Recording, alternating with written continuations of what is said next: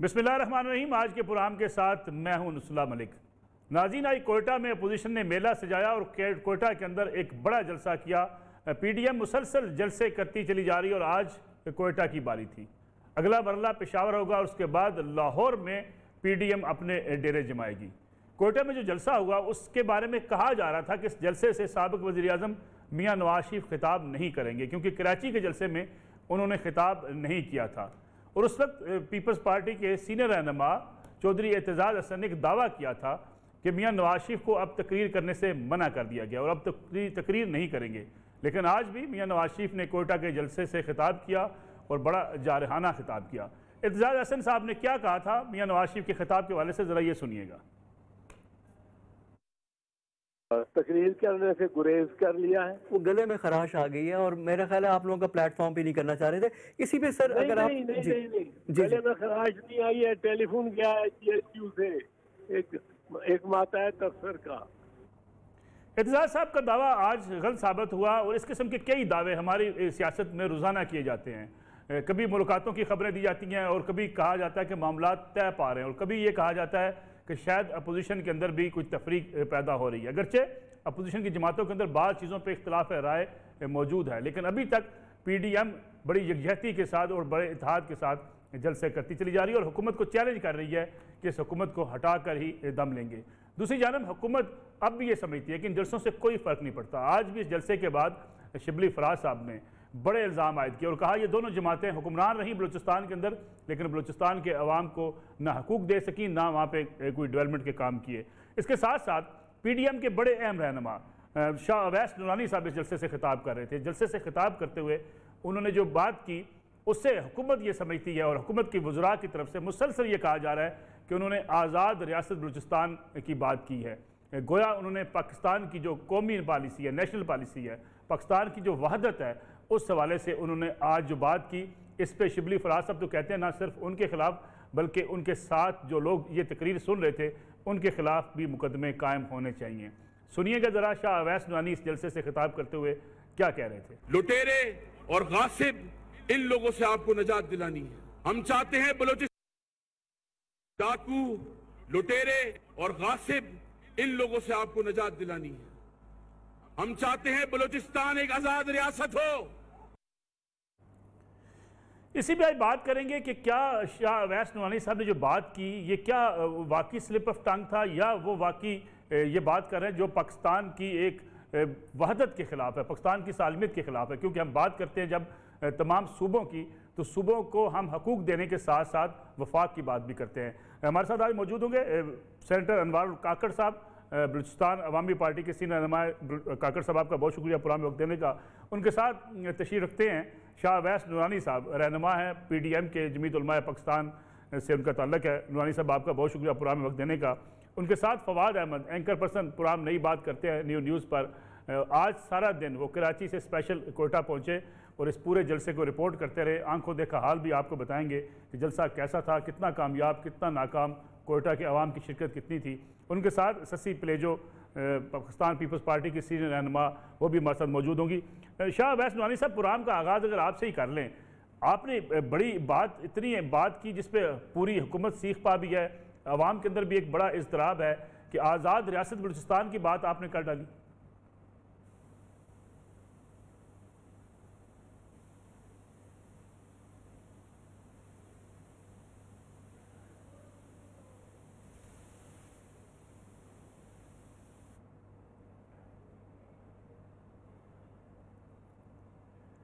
अवैस नूरानी साहब से हमारा ग़ालिबन रब्ता नहीं हो पा रहा, आवाज़ का कोई प्रॉब्लम आ रहा है। फवाद अहमद साहब आपकी तरफ आता हूँ। जलसे में जो अवैस नूरानी साहब ने बात की इस पर हुकूमत बड़ी सीख पाए, अवाम के अंदर भी बड़े जज्बात उनके मजरू हुए हैं।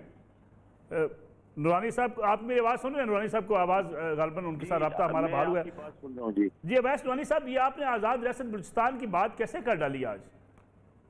बिस्मिल्लाहिर्रहमानिर्रहीम। नसरुल्लाह भाई बहुत बहुत शुक्रिया और तमाम मेहमान गिरामी, अस्सलाम वालेकुम रहमतुल्लाह। पीडीएम के जलसे की आपको पता है तारीखी कामयाबी से काफ़ी लोग घबराए हुए हैं और जाहिर है आज एक बड़ी अफसोसनाक चाल चली गई है। मैं उसके लिए अल्फाज का चुनाव अफसोसनाक ही कह सकता हूँ मेरी तकरीर जो थी, मैं एक तंजिया जुमले या स्लिप ऑफ टंग को सियाक और सबाक से हटाकर गालियों और फतवों से नवाजा जा रहा है। पाकिस्तान को बलूचिस्तान से कौन अलग कर सकता है? कोई भी नहीं। ये तो हमारे ईमान का हिस्सा है। और लेकिन अगर सियासत में स्लिप ऑफ टंग के ऊपर ही करनी है तो फिर आप ये देख लीजिए, हमारे मुल्क के जो इस वक्त मनसब पे बैठे हैं सेलेक्ट वजीर आजम साहब, उनकी फिर आप अगर स्लिप ऑफ टंग देखें तो वो खातिमुन नबीन से शुरू होकर और फिर रोज़े क़यामत तक की हर बात का हिसाब लिया जाए।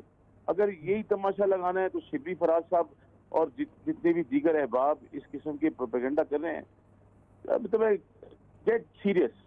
मेरा एक बैकग्राउंड है, मेरे अकाबिर और मेरे असलाफ ने अपने खून से इस मुल्क की आबियारी की है।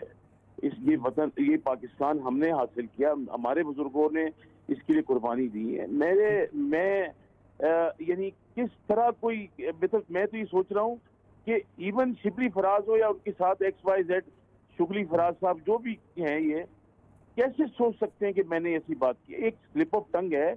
अगर आपको इस जलसे के अंदर कुछ मिला नहीं तो आपको मैं मिल गया हूँ तो चलें, कोई बात नहीं, मैं तो हर चीज़ के लिए तैयार हूँ। मैं खुदा ना खासा मेरा असल में ये चाह रहा था, मैं पूरा जो मेरी गुफ्तगू थी वो 18वीं तरमीम और NFC अवार्ड की तरफ मैं ले जा रहा था। आप ये भी देखिए, मेरी क्लिप को, तकरीर को बारहा देखिए। मैं पीछे काफी देर शोर करता रहा हूँ कि प्लीज खामोशी इख्तियार की जाए।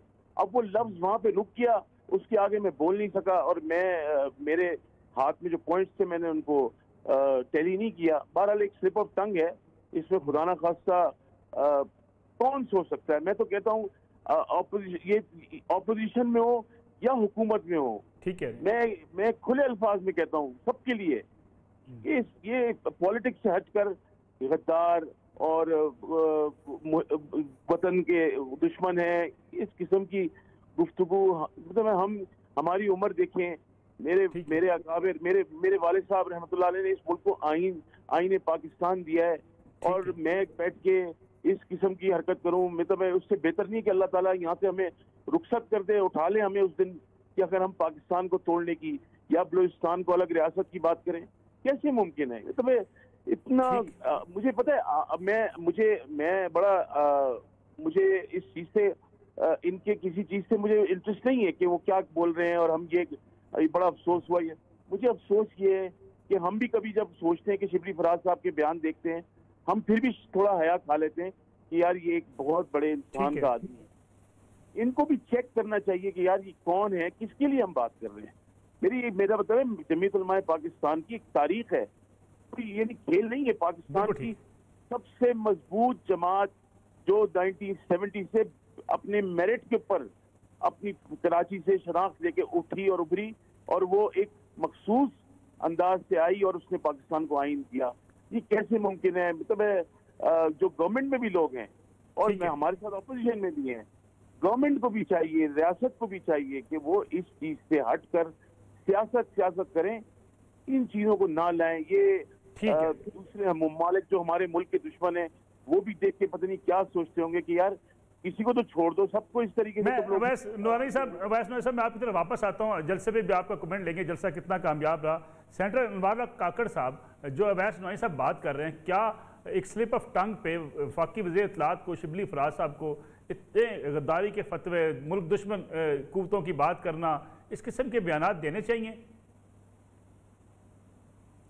बहुत शुक्रिया मलिक साहब। देखिए, शिबली फराज साहब की प्रेस कॉन्फ्रेंस से कबल ये वजाहत मैंने नहीं सुनी थी, तो मेरे अपने अंदर भी बड़ा गुस्सा, इस्तराब और बेचैनी की कैफियत थी। और मुझे यकीन जानिए, शाह अहमद नूरानी साहब बहुत बड़ी शख्सियत, दीनी एतबार से, रूहानी एतबार से थे, और उनका साहबजादा, उनसे ऐसी मंसूब बात हो तो वो किसी भी साहिब ईमान को, मुहिब वतन शख्स को, उसके लिए बहुत ही एक इस्तराब का और परेशानी की कैफियत है। लेकिन अब चूँकि उन्होंने ख़ुद आके एक वजाहत दी है, और वो वजाहत बड़ी उन्होंने तफसील से दी है, तो इस वजाहत को मैं ज़ाती तौर पे समझता हूँ कि ये बात इनकी दुरुस्त है कि ये स्लिप ऑफ टंग की वजह से उनसे हुआ है। लेकिन बात इधर ख़त्म नहीं होती, बात इधर से शुरू होती। ठीक। ये इसने मुझे बड़ा इनकरेज किया है, मुझे बड़ी खुद एतमादी दी है कि नूरानी साहब ने ये गुफ्तगू की। देखिए उसी जगह पर इस PDM के प्लेटफॉर्म से उनके जो एक को लीडर हैं जनाब अख्तर मेंगल साहब, उनके भाई साहब लश्कर बलूचिस्तान चलाते हैं और उन पे ये मुबैना इल्ज़ाम है कि वो और उनके साथ जो दूसरे हवारी हैं उनके BLA, BLF और प्रॉक्सीज, वो हिंदुस्तान से फाइनेंस होकर नस्ली बुनियाद पे, वो मुस्तफ़ी सोच रखने वाले लोग मुझे जवाब दें इसका, नस्ली बुनियाद पे कत्ल गारतगरी करते हैं आम शहरियों की, फ़ौज के सिपाहियों की और समाज में मुख्तलिफ सेक्शन ऑफ सोसाइटी की। क्या नूरानी साहब ये नहीं समझते जिस तरह मियाँ नवाज शरीफ ने घन गरज के लहजे में कहा कि जनरल बाजवा जवाब दें, लुत्फ़ आ जाता अगर वो कहते कि मोदी साहब जवाब दें, ये और माड़ा में जो 20 शहादतें हुई हैं ये इसमें आपके मुलविस होने के शवाहिद है। मोदी साहब बताएं ये जो हमारे वकला कोयटा में शहीद होते हैं इसमें आपके हाथ नज़र आते हैं। ललकार ललकार कर अजित दोवल को भी उसी तरह ललकारते जिस तरह DGI ईसाई का नाम लेते हैं।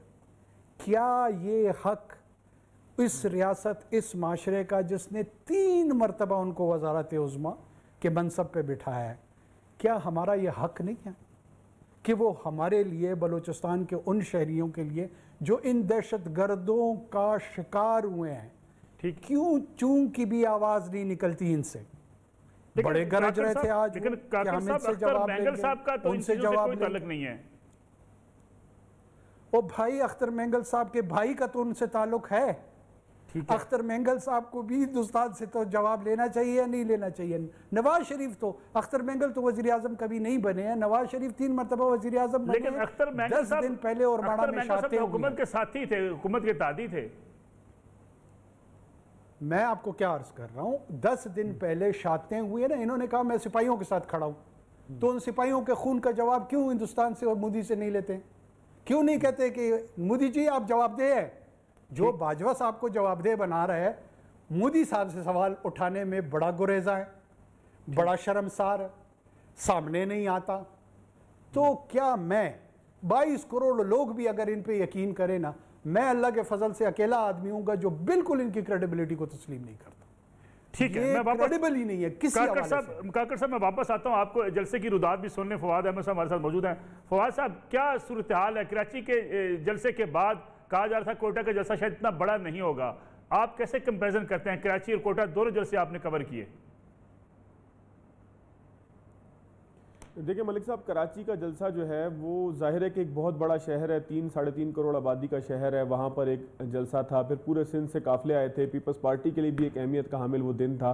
18 अक्टूबर का उनकी कायद के हवाले से वो मंसूब किया जाता है और याद में उनकी मनाया जाता है। तो वो जलसा एक अपनी जगह उसकी एक अपनी अहमियत थी, लेकिन आज का जलसा भी किसी एतबार से भी छोटा नहीं कहा जा सकता। एक तारीखी जलसा है क्योंकि ये एक पूरा ग्राउंड था। मैंने ग्राउंड के अंदर भी और ग्राउंड के बाहर भी मुख्तलिफ औकात में जलसा ख़त्म होने से पहले भी, जलसे के दौरान भी जाकर देखा। जिस वक्त जलसा शुरू हुआ है, अल्लामा साहब ने खिताब किया है नौरानी साहब के फर्जंद ने, उस वक्त 1 बज रहे थे और ऐसा महसूस हो रहा था कि शायद जलसा छोटा है। और उस वक्त की तस्वीरें शेयर भी की गई हैं। कहा जा रहा है कि जाम कमाल साहब ने, हमारे पास तो चूँकि इंटरनेट नहीं था, यहाँ तक कि इस शहर के अंदर मैंने पहली दफ़ा देखा, हालांकि कराची के अंदर हम देखते हैं कि जब मुहर्रम के जुलूस निकलते हैं तो इंटरनेट बंद होता है, मोबाइल फ़ोन सर्विस बंद होती है, लेकिन DSL यानी कि फिक्स लाइन कनेक्शन जो है वो चल रहे होते हैं। लेकिन यहाँ ये सूरत हाल थी कि 8 बजे जाकर पहली दफ़ा जो है वो DSL चला है और 9 बजे मोबाइल सर्विस चली है। बहरहाल ये तो एक अलग बात है, लेकिन सूरत हाल ये थी कि 1 बजे महसूस हो रहा था जिस वक्त नौरानी साहब खिताब फरमा रहे थे कि जलसा शायद जो है वो फ्लॉप हो गया या जलसे के अंदर उस तरीके से लोग नहीं आए जिस तरीके से आने चाहिए थे, और जिसकी तस्वीरों को शेयर भी किया जाता रहा कि जलसा फ्लॉप है। लेकिन यकीन कीजिए 2-2:30 बजे के करीब जलसे में पाँव रखने की जगह नहीं थी। ये एक क्रिकेट का या फुटबॉल का जो भी एक ग्राउंड की मानिंद एक प्याले की तरह की एक जगह थी, जिसके आमने सामने दो बड़े बड़े पवेलियन थे। एक पवेलियन के अंदर खवातीन का इंतजाम था और सामने दूसरे पवेलियन के अंदर बिल्कुल उसके सामने जो है वो स्टेज बनाया गया था। इसके अलावा जलसे के जो आप समझ लें कि पूरी गोलाई के अंदर सीढ़ियों पे लोगों के बैठने का इंतजाम था। इसके साथ साथ जलसे के बीच में जो है वो हज़ारों लोगों के बैठने का इंतजाम था। मैं हज़ारों लोगों के बैठने का इंतजाम इसलिए कह रहा हूँ कि कराची और गुजरांवाला के जलसे की तरह ये जलसा कुर्सियों के ऊपर नहीं था, बल्कि ये यहाँ पर जो है वो लोगों ने ज़मीन पर बैठना था। और आपको भी पता है कि सियासी तारीख भी आप जानते हैं कि जब ज़मीनों के ऊपर जलसे होते हैं तो उसमें बंदे के साथ बंदा चिपक कर बैठता है और हम देखते हैं कि बहुत ज्यादा लोग, लेकिन पॉलिटिकल वर्कर ज्यादा थे या आम आदमी भी कोयटा से या बलूचिस्तान से शरीक हुए हैं उसमें? देखिए मलिक साहब, इसके अंदर ना मैं बार बार लोगों से सवाल करता रहा। मैंने आवाम में जाके लोगों से भी जानने की कोशिश की कि वो कहाँ से आए हैं, किस जगह से आए हैं। कराची के जलसे के अंदर मैंने देखा था कि बहरहाल आप ये कह सकते थे कि शहर एक तो बहुत बड़ा है, उस शहर में उस तरीके से एक माहौल नहीं था कि शहर के मुख्तलिफ इलाकों से रैलियां निकल रही हों और जलसा गाह की जानिब जा रही हों। लेकिन यहाँ कोयटा में सुबह जब मैं 10 बजे पहुंचा हूँ, 10 से 11 के दरमियान 12 तक शहर के मुख्तलिफ इलाकों में जो है वो मैंने चल फिर कर देखा, घूम कर देखा कि यहाँ पर कितनी मोटिवेशन है। तो मैंने महसूस ये किया कि शहर के मुख्तलिफ इलाकों से झंडा पकड़े कारकुनान जो है वो ग्राउंड की जानिब जा रहे हैं। और फिर जब ग्राउंड के अंदर हम पहुंचे, वहां पे मैंने लोगों से बात की, जो लोग आए हुए थे मुख्तलिफ जगहों से। ये बात दुरुस्त है कि पूरे बलूचिस्तान से लोग आए हुए थे, मतलब कोयटा के आसपास के इलाकों के अलावा जो दूर के इलाके हैं वहां से भी जो है वो लोग बसों की सूरत में भर के आए थे। लेकिन मुकर्रीन भी वहां पर ये बताते रहे और लोगों का भी कहना यह था कि हम कोयटा के किसी करीबी इलाके से आए हुए या कोयटा शहर के, क्योंकि कहा यह जा रहा था कि बहुत सारी शाहराहों के ऊपर कुछ ट्रैफिक जैम हुआ है और बहुत सारी जगहों पर रुकावट की वजह से बाहर से आने वाले काफिले बहुत ताखीर से पहुंचे। और यह भी बताया गया कि बहुत सारे ऐसे काफिले हैं कि जलसा खत्म होने तक भी रुकावटों की वजह से पहुंच नहीं पाए। अच्छा, रुकावटें यहाँ गुजरांवाला की तरह कंटेनर नहीं थे, रुकावटें लोगों का कहना यह था कि यहाँ पर जो चौकियां बनी हुई है उनके ऊपर काफिलों को गुजरने नहीं दिया जा रहा और वहां पर ऐसी रुकावटें पैदा की जा रही हैं कि आहिस्ता आहिस्ता काफिले आगे की तरफ बढ़ रहे हैं और मुकर्रर वक्त पे नहीं पहुंच रहे। इसको अगर इख्तिताम करें इस बात की, छोटी सी कमर्शियल ब्रेक लेनी है। एक ब्रेक से जब वापस आते हैं तो फिर इस पर बात करेंगे कि जो बलूचिस्तान में काफिले रोके गए, इंटरनेट सर्विस बंद थी, हुकूमत की तरफ से ये कहा गया था कि आज़ादी है जलसे करने की और अगर इजाज़त भी दी गई थी तो फिर रुकावटें क्यों खड़ी की गई। उसके साथ साथ वो वज़ीर आला बलूचिस्तान जाम कमाल साहब जो आज कह रहे थे कि माजी की हुकूमतों ने बलूचिस्तान के लिए कुछ नहीं किया, जाम कमाल साहब उसी हुकूमत के हिस्सा थे। इस पर बात करेंगे आफ्टर शॉर्ट ब्रेक।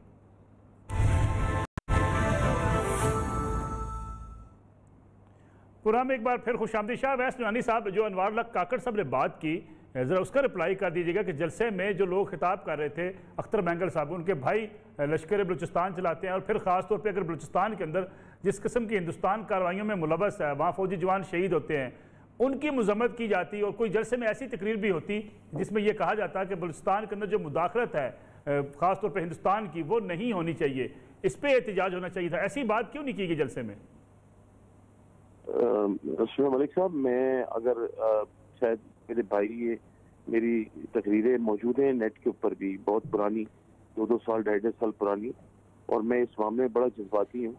मैं अलल ऐलान खुल्लम खुल्ला तकारीर में कह चुका हूँ कि रा, मुसाद और ब्लैक वाटर, ये सब दहशतगर्द तंजीमें बलूचिस्तान के अंदर मुलव्विस हैं कार्रवाइयाँ करने में और इसको भरपूर तरीके से कंडेम करना चाहिए। इसमें कोई दो राय नहीं है मलिक साहब। मगर जो अख्तर जान साहब के बारे में भाई ने फरमाया, मेरा इतना इंटरलिंक नहीं है, तो मैं उसके बारे में गुफ्तगू करने से बेहतर है कि मैं अपनी राय या अपनी कोई बात कहूँ जो कि किसी चीज़ से मसलूब हो, जिसका मुझे खुद आइडिया ना हो, वो गलत बयानी में आ जाता है। तो अच्छी बात ये कि मैं उस पर अपने कमेंट्स को रिजर्व रखूँ कि मुझे ना उसके बारे में तफसील मालूम है ना उस इशू को। मगर ये बिल्कुल सही बात है कि बलूचिस्तान के अंदर अब से नहीं है सर, ये तो नवाब साहब के शहीद होने से भी 5, 7, 8 साल पुरानी बात है। उस वक्त से इंडिया जो है बलूचिस्तान के अंदर मुलव्विस है, रॉक और CIA और मुसाद और ब्लैक वाटर, कई दहशतगर्द तंजीमें मुलव्विस है। जाहिर है, मैं तो ये कहता हूँ कि एक जुमले की इजाजत है मुझे? जी काकर साहब, जी कह लें प्लीज। जी हुक्म करे, हुक्म करे। एक सवाल मेरे भाई नूरानी साहब से पूछे कि 20 दिन पहले औरमाड़ा में 20 सिपाहियों के करीब अफराद हमारे शहीद हुए FC के, मेरा सिर्फ कंसर्न ये है, जो मेरा 3 मरतबा वज़ीर आज़म रहा है, जो ये दावा कर रहा है कि मैं पाकिस्तान के फ़ौज के सिपाहियों के साथ खड़ा हूँ, पैगाम दे रहा हूँ उनको, उन्होंने ललकार के मोदी से ये क्यों नहीं पूछा, जिस तरह बाजवा साहब से सवाल पूछ रहे थे कि मोदी साहब इन 20 जवानों के खून का हिसाब आपको देना पड़ेगा। क्या ये सवाल उनका बनता है 3 मरतबा मुंतखब वज़ीर आज़म का? अगर नहीं बनता तो मैं सरेंडर करता हूँ। नूरानी साहब, जितनी भी अल्लाह ने इनको तकवा, इनके वालिद को तकवा अता किया है, उस तकवे को मद्देनज़र रखकर पूरे कौम के सामने जवाब दें। जी नूरानी साहब।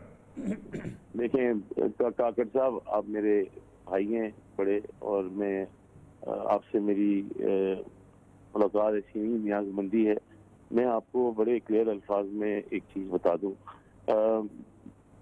जो जवान शहीद हुए, अल्लाह ताला उनके लवाहिकीन को सब्र दे। मैंने उस पर ज़ाहिर बयान भी जारी किया था, ट्वीट भी बहैसियत एक पाकिस्तानी मैंने जो मेरे फ़राइज़ हैं वो मैंने दिए।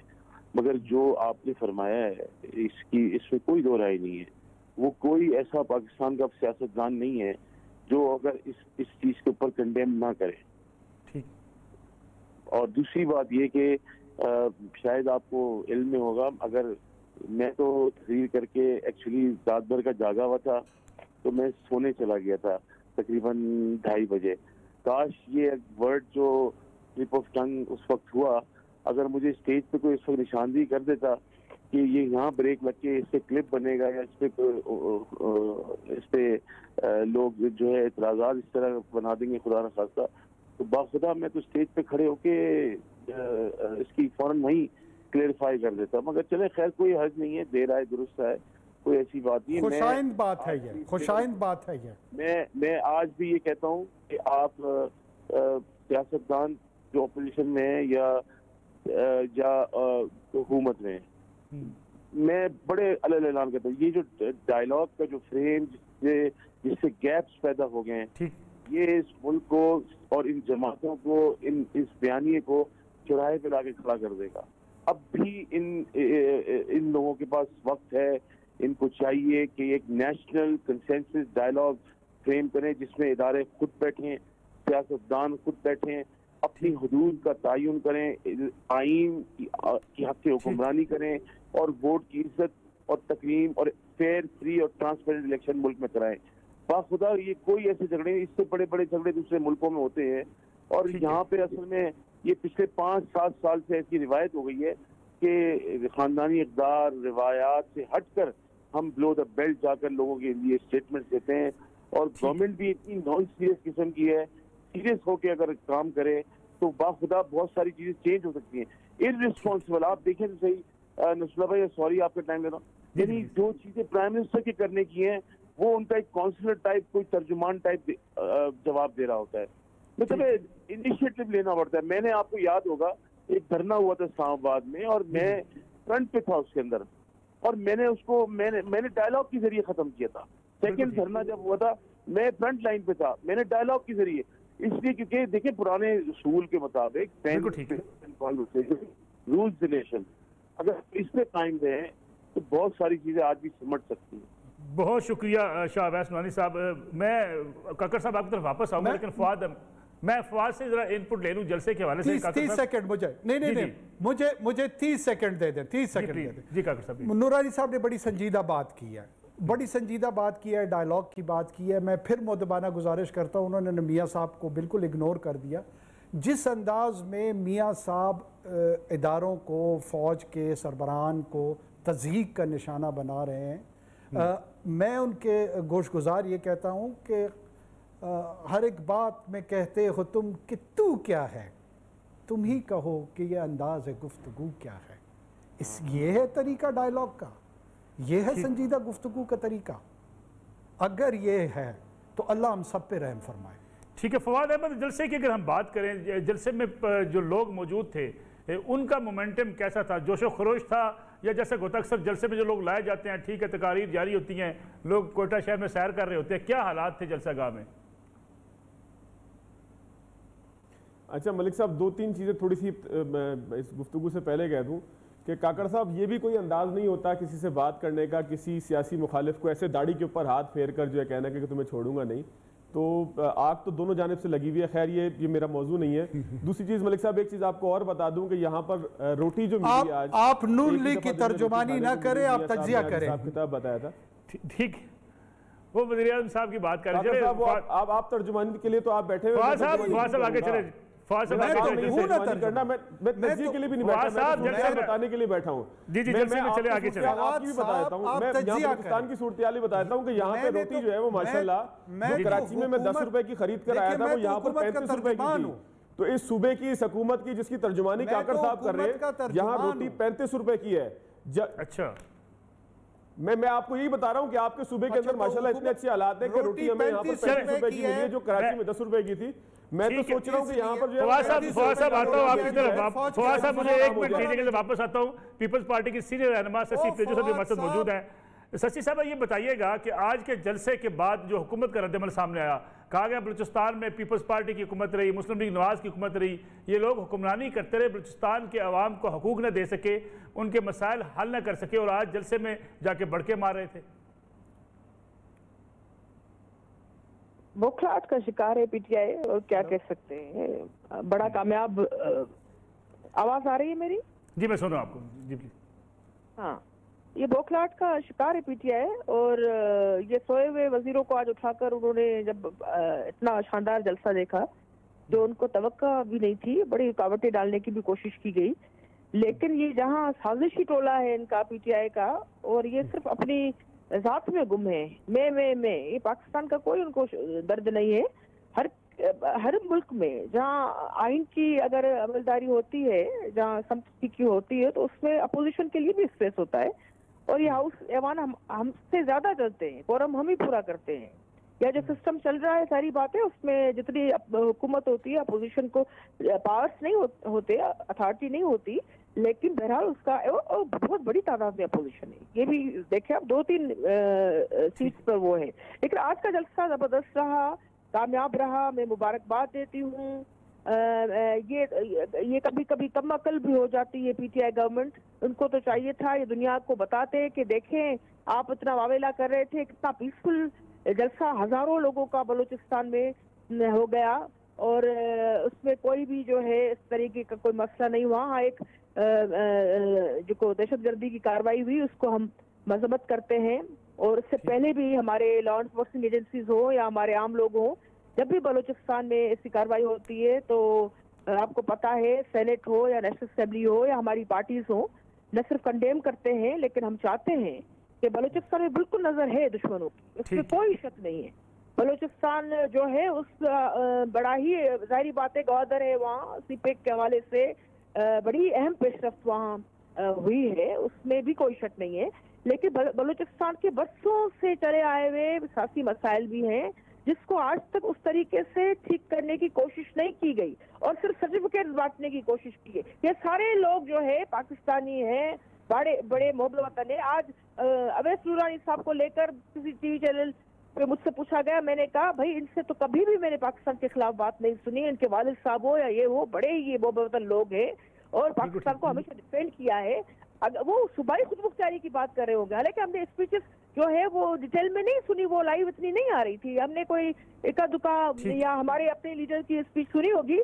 इतना यानी इतनी फ्रस्ट्रेशन, कामयाब जलसा था, कोई ना कोई डेट डालने के लिए इतनी अजीब सी बात की जाती है, उसमें पता चल जाता है। शिबली फराज साहब जैसे लोग, मैंने कभी एक्सपेक्ट नहीं किया इतनी गैर संजीदा लैंग्वेज से, इतनी डेरोगेटरी लैंग्वेज से वो बफर पड़ेंगे। कभी चेयरमैन बिलावल साहब पे बात करें, कभी किसी पे बात कर रहे हैं, डायरेक्शनलेस लोग हैं भाई। मैं कहती हूँ कि इनको अब पता चल गया है कि ये बस कुछ अरसे की बात है, और ये हम आईनी तरीके से ही जदोजहद कर रहे हैं, और ये भी आईनी तरीके से ही घर जाए। ठीक है, बहुत बहुत शुक्रिया शशि पेजू साहब। हमारे साथ एक ब्रेक का वक्त हुआ है, ब्रेक के बाद जब वापस आएंगे तो बात होगी बलूचिस्तान के मसाइल के हवाले से, और हुकूमत बलूचिस्तान ने जो रुकावटें खड़ी की वो क्यों की, इस पर बात करेंगे आफ्टर शॉर्ट ब्रेक।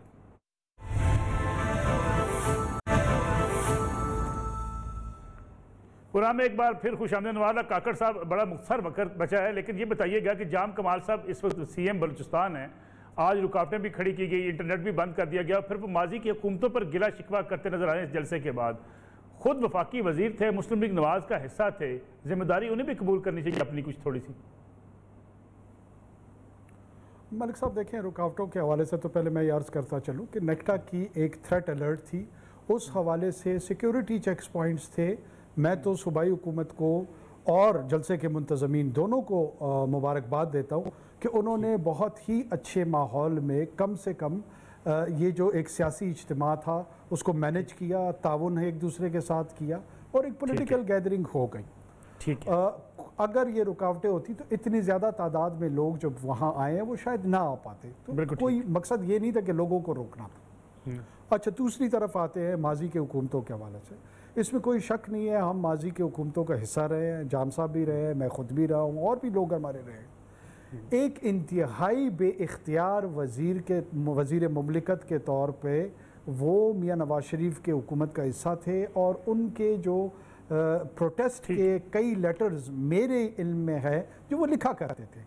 जब वो उनसे मायूस हो गए, उस जमात को छोड़ के हमने एक नई जमात तश्कील दे दी। इसमें हमने कौन सा गैर आइनी, गैर कानूनी, गैर इखलाकी, लेकिन काकर साहब उसी जलसे में जुदा कर ली ना। ANP आपकी हुकूमत में शरीक भी थी, आज जलसे में थी। क्या आपसे अपनी इत्तेहादी जमातें मैनेज नहीं हो रही? ये सवाल तो ANP से बनता है ना, ये उनका मॉरल क्वेश्चन है, हमारा तो नहीं है।